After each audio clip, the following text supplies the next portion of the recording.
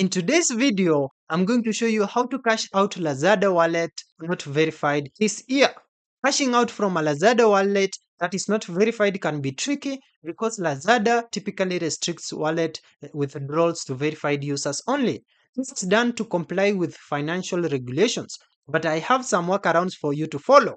To start, open your Lazada app. Now go to your Lazada wallet section. Here, you'll see your available balance and your wallet status. If it shows unverified or basic, that means you are limited to using the wallet only for purchases on the Lazada platform, not for transferring out to a bank account or cashing out directly. If you are not able or willingly to verify your wallet at the moment, one workaround is to spend your wallet balance on Lazada purchases, including digital goods like e-gift cards, prepaid mobile loads, or items you can later resell.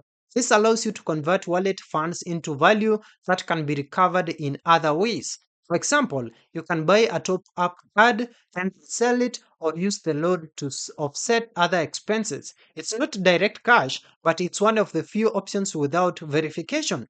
For users in countries like the Philippines or Indonesia, another method is to send your Lazada wallet balance as a gift or order item for someone who agrees to pay you back in cash. Simply buy a product using your wallet balance and have it delivered to someone you trust.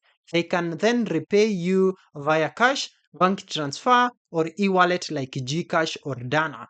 This is a peer to peer method of cashing out that many unverified users have used successfully. In conclusion, while an unverified Lazada wallet cannot be cashed out directly, you can still use your funds creatively through purchases, peer to peer exchanges, or by reselling digital goods. Thank you for watching this video.